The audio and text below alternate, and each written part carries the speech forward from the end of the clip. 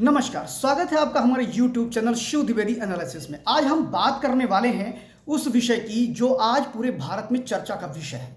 आपको बताना चाहेंगे कि किसी भी एक युवा जो 12th क्लास पास करता है, उसके अपने सपने होते हैं, उसके अपने अरमान होते हैं। वह भी चाहता है कि भारत के इस भविष्य को गढ़ने का वो काम करे और वो किसी भी स्तर पे कर सकता है। जब बात आती है सरकारी नौकरियों की, तो उसके वह भी स्वप्न होते हैं कि पढ़ लिख करके सरकारी सेवा में जाना, देश की सेवा करना और देश में कुछ अच्छे कामों में अपना सहयोग देना। उसके परिवार के लोग उस पर खर्च करते हैं। और बता दें कि सब बड़े ही नहीं होते हैं, कुछ ऐसे होते हैं जो अपने पेट को काट करके अपने बच्चों को पढ़ाने का काम करते हैं। बच्चों के सपने होते हैं पुलिस में जाने के, बच्चों के सपने होते हैं एआरओ बनने के, बच्चों के सपने होते हैं एडीओ बनने के, बच्चों के सपने होते हैं आईएएस बनने के, बच्चों के सपने होते हैं साइंटिस्ट बनने के, बच्चों के सपने होते हैं इस देश के लगभग सभी सरकारी प्रतिष्ठानों में अपने अच्छे से अच्छे योगदान देने के।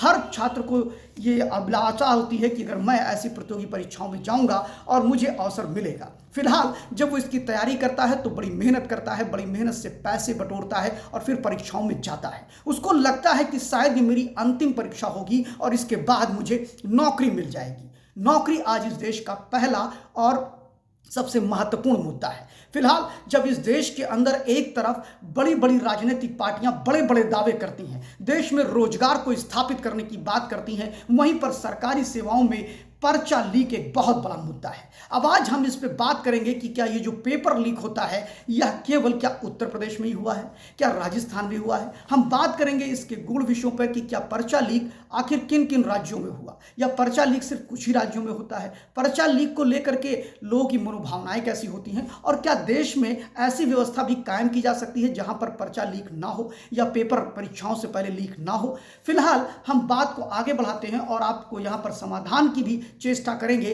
कि शायद सरकार कुछ ऐसे ही मानदंड तय करे जिससे पर्चे लीक ना हो। फिलहाल शुरुआत करते हैं हम अपने इस वीडियो की और शुरुआत करते हैं अभी हाल ही में उत्तर प्रदेश में पुलिस भर्ती हुई। उस पुलिस भर्ती में पर्चा लीक हो गया। अनंत फनन में मुख्यमंत्री को एक कहना पड़ा, और अनंत फनन में ही नहीं कहेंगे बल्कि ये कहेंगे कि जब योगी आदित्यनाथ की सरकार पर उत्तर प्रदेश का युवा हंगामा करने लगा, तांडव करने लगा उनके आवास पर आकर के, तो उन्होंने तत्काल प्रभाव से और फिर हम ये कह सकते हैं कि तुरंत ही उन्होंने ये बयान दिया कि ये परीक्षा पूरी तरह से रद्द की जाती है। और आपको बता दें कि इस परीक्षा की शुरुआत से ही इस प्रकार की सुगबुगाहट बनने लगी थी कि पर्चे लीक हो सकते हैं। कई तरफ से ऐसी बयानबाजियां आ रही थी और आपको बताएं कि उसको लेकर के जब सरकार की तरफ से देखा जा रहा था तो ये कहा जा रहा था कि पर्चे लीक की संभावनाएं समाप्त कर दी जाएंगी और सरकार बड़ी मुस्तैद है, ऐसा सरकार की तरफ से दावे किए जा रहे थे। लेकिन मामला तो उस समय बिगड़ गया जब 17 और 18 फरवरी को जब ये प्रतियोगी परीक्षाएं प्रारंभ हुई, तो उसके बाद लगा ट्विटर पे एक व्यक्ति ने ट्वीट किया कि पर्चा लीक हो गया। इसकी जब समीक्षा की गई, पहले तो सरकार डिनाइल मूड में रही, लेकिन जब छात्रों ने हंगामा किया, उसके प्रूफ दिए, तो सरकार को भी बैकफुट पे जाना पड़ा। साथ ही योगी आदित्यनाथ की सरकार ने यह भी कहा कि 6 महीने के अंदर हम परीक्षा पुनः कराएंगे। इसके अलावा बात यह आती है कि सरकार ने ऐसे दोषियों पर कड़ी कार्रवाई करने की बात करी और अब तक की जो खबर है उसमें मेरठ में 5 से 6 अपराधी पकड़े जा चुके हैं। और यह घटना तो तब हुई जब हर जिले में कमोबेश 2, 4, 5 ऐसे मिलाकर के लगभग 36 जिलों में सॉल्वर पकड़े गए, यानी जो पर्चे को सॉल्व करते हैं ऐसे पकड़े गए, और उसमें बहुत से नामी ग्रामी कोचिंग सेंटर के लोग भी थे। बात यह आती है कि सरकार ने तो इस्री कर दिया, परीक्षा को 6 महीने के लिए पोस्टपोन कर दिया, नई परीक्षा करने की बात कर दी, लेकिन उन बच्चों का भविष्य क्या होगा जो बड़ी आशा के साथ उन्होंने इस प्रतियोगी परीक्षा की तैयारी की थी, जिनके माँ बाप ने अपने पेट को काट करके पैसे दिए थे। बात यह आती है कि क्या इस प्रतियोगी परीक्षा के बारे में क्या कोई सुदृढ़ योजना सरकार के पास नहीं थी। ऐसी अनेक चीजें हैं। फिलहाल इस तरह की परीक्षाओं के पर्चे लीक होना, आरओ एआरओ का पर्चा लीक होना, ऐसे बहुत सी परीक्षाएं होती हैं, लेकिन बात आती है कि क्या उत्तर प्रदेश के युवा ही इस दंश को झेल रहे हैं? जी नहीं, पूरे भारत के युवा इस दंश को झेलने पर मजबूर हैं और लगभग राज्य सरकारें हाथ पे हाथ धरी बैठी रहती हैं। आपको बताते हैं कि राजस्थान में भी पर्चा लीक का मामला पिछले वर्ष उठा था, जिस पर राजस्थान की सरकार के एक जाने का एक ये भी कारण हो सकता है कांग्रेस की सरकार का, ऐसा लोगों का मानना है। लेकिन लेकिन हम इससे आगे बढ़ते हैं तो पूरे देश में 28 राज्यों में लगभग 70 से अधिक पर्चे लीक हुए हैं। ये देश के युवाओं के साथ एक बहुत बड़ा धोखा है और ये कह सकते हैं कि देश के युवाओं के सपने को कुचलने के लिए सरकार हाथ पर हाथ धरे बैठी रहती है। कोई ऐसे पुख्ता इंतजाम नहीं किए जाते हैं जिससे इस पर कार्रवाई हो सके। अगर बात करें तो पुलिस प्रोविजन जो भर्ती चयन प्रक्रिया है उसको लेकर के जो उनका डिपार्टमेंट है वो खुद भी उदासीन रहा। आखिर कैसे ये पर्चे आउट हो जाते हैं? और ये बात सिर्फ उत्तर प्रदेश की नहीं है, ये बात राजस्थान की नहीं है। गुजरात में भी क्लर्कल पोस्ट लेकर के पंचायत के पोस्टों तक में और लेखपालों तक में इस प्रकार के पर्चे लीक के मामले आए हैं। अगर हम बात करें तमिलनाडु में तो वहां हाई स्कूल और इंटर के पर्चे भी लीक हुए हैं। बिहार की तो बात ही क्या कहना, वहां तो सारे के सारे पर्चे लीक हो ही जाते हैं। इसके अलावा अगर हम बात करें तो असम में भी पर्चे लीक हुए, अरुणाचल में भी पर्चे लीक हुए, आंध्र प्रदेश में भी पर्चे लीक हुए, केरला में भी पर्चे लीक हुए। और ऐसे अगर हम बात करें तो इसमें नंबर 1 पर अगर कोई राज्य आता है जहां के बच्चे और युवा सबसे अधिक चले जाते हैं, वो 2 ही स्टेट हैं, उनमें एक पंजाब है और दूसरा हरियाणा है, जहां पर्चे लीक की तो भरमार है। यानी जिन्होंने आज के 5 साल पहले भी अगर कोई सरकारी प्रतियोगी परीक्षा में डाला था अपना फॉर्म, वो आज भी आस लगाए बैठे हैं कि कब प्रतियोगी परीक्षा होगी और कब हम देंगे, कब हम सिलेक्ट करेंगे। यानी सोच सकते हैं कि जो नकल माफिया है उनका नेक्सस कितना तगड़ा है। लेकिन क्या भारत के अंदर सारे पर्चे लीक आउट हो जाते हैं? क्या भारत में कोई भी परीक्षा फुल प्रूफ नहीं होती है? तो शायद इसमें हम कहीं ना कहीं अंडर एस्टिमेट कर रहे हैं। आपको बता दें कि भारत के अंदर कई ऐसी परीक्षाएं हैं जिसके पर्चे आउट नहीं होते हैं। आखिर क्यों नहीं होते हैं? कहीं ना कहीं उनके बीच में एक अच्छा तारतम्य होता है, उनके सिस्टम डेवलप होते हैं। जैसे आपने यूपीएससी एग्जाम सुना होगा, जिसमें आईएएस और पीसीएस के जो एग्जाम होते हैं वो बड़े ही मुस्तैदी से होते हैं, बड़ी सुरक्षा के साथ होते हैं, उनके पर्चे कभी लीक नहीं होते हैं। सेंट्रल गवर्नमेंट की एजेंसियां जितने भी अपनी परीक्षाएं कराती हैं, लगभग उनमें विश्वसनीयता और गोपनीयता पूरी बनी रहती है। आप जैसे देख रहे हैं कि आईएएस और पीसीएस की परीक्षाएं होती हैं, वो बड़ी ही तगड़े इंतजाम उनके किए जाते हैं और उसके लिए सरकार रोज अपने आप को अपडेट करती है। वह स्थिति राज्य की सरकारें क्यों नहीं कर सकती? राज्य की सरकारें ऐसी परिस्थितियां क्यों नहीं बना सकती हैं? अगर क्या ऐसा नहीं हो सकता कि व्हाट्सएप के थ्रू पर्चे को तुरंत जो परीक्षा केंद्र है उस पर भेजा जाए 1 घंटे आधे घंटे पहले,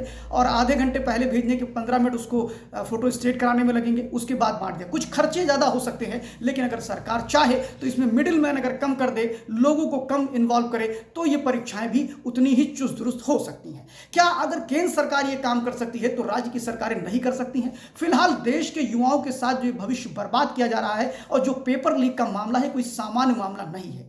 युवाओं के सपने को चकनाचूर करता है। फिलहाल जिस प्रकार की परिस्थितियां पूरे देश में पैदा हुई, सिर्फ उत्तर प्रदेश में नहीं, पूरे देश के 28 राज्यों में लगभग 70 से अधिक पर्चे लीक होना, यह कहीं ना कहीं बताता है कि देश के युवाओं के रोजगार को लेकर के, देश के युवाओं के सपनों को लेकर के, उनकी सरकारी नौकरियों के सपनों को लेकर के जिस प्रकार राज्य की सरकारें उदासीन हैं और वहां का इंटरनल जो आंतरिक गोपनीय तंत्र है वो पूरी तरह से विफल है, ये कहीं ना कहीं इन 28 के 28 राज्य सरकार इसके लिए उत्तरदायी है। उन्हें जवाब देना होगा, फिर चाहे वो असम की सरकार हो, तमिलनाडु की सरकार हो, केरला की सरकार हो, गुजरात की सरकार हो, दिल्ली की सरकार हो, हरियाणा की सरकार हो, पंजाब की सरकार हो, उत्तर प्रदेश की सरकार हो या राजस्थान की सरकार हो, जवाब देना पड़ेगा। और अब पेपर लीक बर्दाश्त नहीं करेगा इस देश का युवा। आखिर ये क्या बात है कि पेपर लीक के मामले पर जब देश का युवा सड़कों पर उतरता है तभी ये सरकारें जागती हैं, क्यों इतना देर लगाती हैं? और सबसे बड़ी बात यह है कि उत्तर प्रदेश के मुख्यमंत्री योगी आदित्यनाथ ने इस पर कार्रवाई भी की। उन्होंने रश्मि मिश्रा को हटा दिया, जो कि उत्तर प्रदेश की इस पुलिस भर्ती की प्रमुख रूप से आयोजित कर रही थी। वहीं पर उन्होंने कई और भी कार्रवाइयां की। लेकिन क्या इन कार्रवाइयों से यह कहा जा सकता है कि आने वाले समय में पेपर लीक उत्तर प्रदेश में नहीं होगा? फिलहाल इसी प्रकार की एक कार्रवाई राजस्थान की सरकार भी कर रही है, एसटीएफ उसकी जांच कर रही है। उत्तर प्रदेश में भी पेपर लीक मामले को लेकर के एसटीएफ जांच कर रही है। फिलहाल इससे संतुष्ट नहीं हुआ जाता है। सरकारें लीपापोती कर सकती हैं, उनके समर्थक लीपापोती कर सकते हैं, लेकिन सोचिए उन युवाओं का क्या होगा जो दिन रात बड़ी मेहनत करके अपने माता पिता के पैसे से इस परीक्षा को देने की आस जो हो रहे थे। वो सोच रहे थे कि भारत की प्रगति में उनका भी 2 कदम होगा, लेकिन आज वो बेचारे अफसोस में हैं, डिप्रेशन में हैं, निराशा में हैं और उन्हें लगता है कि शायद ये प्रतियोगी परीक्षा में हम कितना भी अच्छा कर लें, पेपर लीक हो जाएगा, फिर से वो आ जाएंगे जो अयोग्य लोग हैं। फिलहाल मेरी एक गुजारिश है देश के सभी राज्यों के मुख्यमंत्री से कि कृपया करके इसको